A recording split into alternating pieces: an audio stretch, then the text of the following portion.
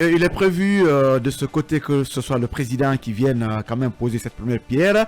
Alors, on a tous dit que cet échangeur était quand même très attendu. Vous savez que le rond-point de Bambeto constitue aujourd'hui un point stratégique en termes de circulation.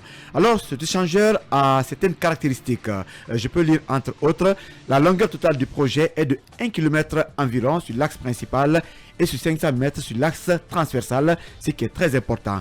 La route actuelle, vous savez, sur l'axe principal, est constituée de 2 fois 3 voies interrompue par un carrefour giratoire. La route est aménagée en passage supérieur au droit du carrefour pour assurer la continuité de l'axe principal à 2 fois 2 voies. Transversalement, un passage inférieur est créé pour assurer la continuité de l'axe à 2 fois 1 voie pour les véhicules légers, ce qui pourrait quand même faciliter quand même ce qu'on appelle enfin faciliter la tâche aux usagers, la fluidité de la circulation. J'y parviens.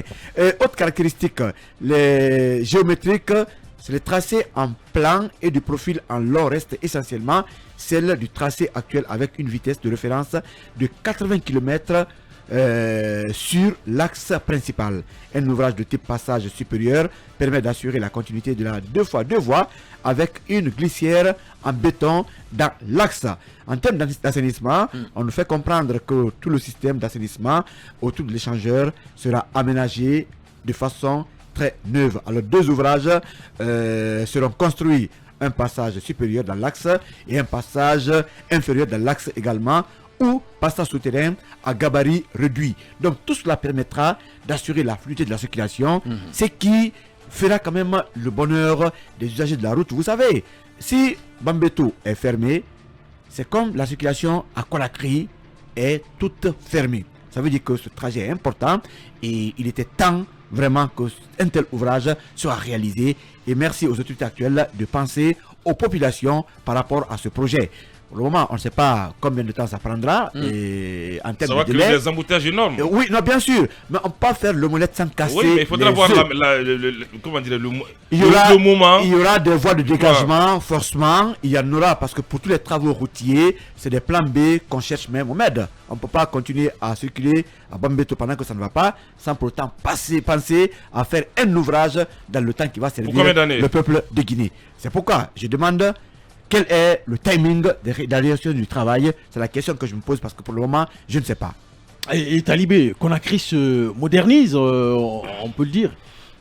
Conakry en voie de désengorgement en termes de circulation, en voie de modernisation, bien évidemment en termes de voirie, en termes de route. La comparer à nos voisins, Abidjan, Dakar. Oui, il n'y a pas match. Non, quand même, on parle de pas moins de 5 échangeurs.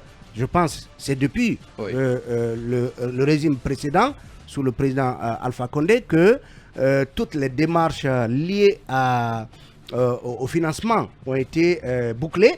Donc, si Alpha Condé avait été là aujourd'hui, c'est lui qui aurait posé la première pierre de ce projet. Oui. Et donc, l'État étant là, c'est pas évident, hein, Talibé. J'ai dit, s'il avait été là, parce que moi, je me rappelle que vers fin 2020, il avait été dit qu'en en tout cas, entre 2021 et 2022, qu'on lancerait ces travaux. Donc, c'était dans le tuyau. Je rappelle d'ailleurs que c'est les négociations, parce que c'est les fonds arabes, en tout cas, c'est les pays arabes qui financent ces projets. Ces négociations ont commencé pratiquement depuis 2013-2014.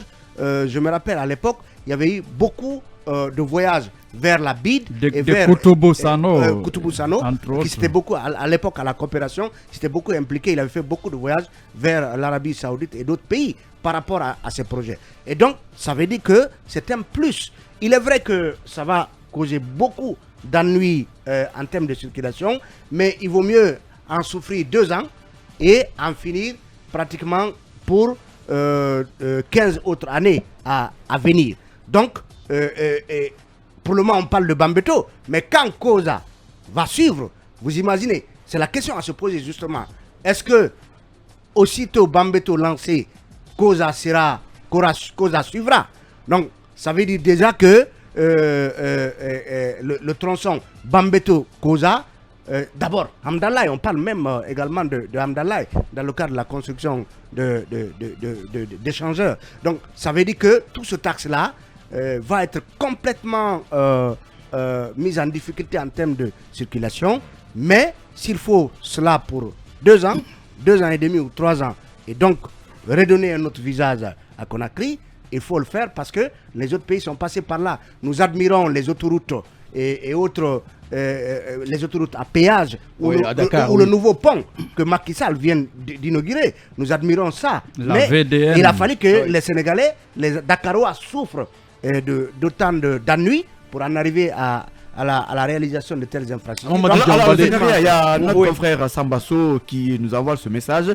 Il dit qu'il a écrit que les travaux de l'échangeur de Bambeto vont durer 30 mois, soit 2 ans et 6 mois. Le financement est assuré par le fonds cohésien. Voilà. Et j'apprends également que ces initiatives ont été prises sous Baba Ousmane quand il était au TP. 30 mois. Oui, mais tout a été accéléré quand Naïté était là. Et aujourd'hui, heureusement, c'est la junte qui nous permet de voir ces travaux. C'est très important parce que quand vous allez dans les pays comme la Sierra Leone à côté, vous partez du côté de Dakar ou à Bamako, vous vous dites, mais qu'est-ce que nous faisons pratiquement en Guinée en termes d'infrastructures routières?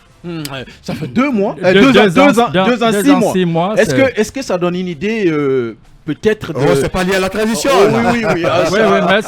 Est-ce que Doumbouya aurait aimé quand même venir un jour, pourquoi pas, inaugurer l'édifice? Ça sera avant la CAN, non? Ou après? Oui, ça va coïncider peut-être. Ça va coïncider, 2025. 2022, oui, on sera pratiquement en plein cœur de cette canne si on la garde encore. Mais Zachary a soulevé un problème là. Et comment on va lier les travaux, le délai de ces travaux à la transition? Mais les politiciens ne seront pas contents là. Oui, oui, mais est-ce que tu sais que beaucoup mettaient même le 3e mandat du président Alpha Condé dans la dynamique d'inaugurer beaucoup de chantiers qu'il aura lancé, ce sont ces autoroutes, ces échangeurs, l'autoroute, en tout cas la route Mamoun Dabla, tout cela, c'était qu'il n'était pas prêt à céder ce pactole à quelqu'un d'autre, alors que c'est sous son règne que les financements ont été levés. Il voulait en fait enfiler le manteau de grand bâtisseur maintenant, après avoir fait trop de politique, donc il voulait changer. Malheureusement, qu'il fut balayé par la junte. Par rapport à ces travaux, c'est à saluer parce que Conakry, comme vous l'avez dit, comparativement à Abidjan, à Dakar, on est en queue de peloton en termes d'infrastructure. Maintenant, pour un peu atténuer la souffrance des usagers, je crois que des voies de dégagement vont partir. L'une partira du côté de l'ambassade des États-Unis vers Kakimbo, là-bas, Kipé, où j'habite, parce que j'ai vu déjà des gens se mobiliser, les marchés qui sont là-bas seront fermés. Il y a une contournante déjà derrière le siège de l'ARPT. Oui, bien sûr. De ce côté aussi. Entre l'ARPT et la RTG. Voilà. Entre l'ARPT et le cimetière de Bambeto. Ah d'accord. Donc c'est une bonne chose. Vous connaissez bien Voilà pour le tour de chauffe.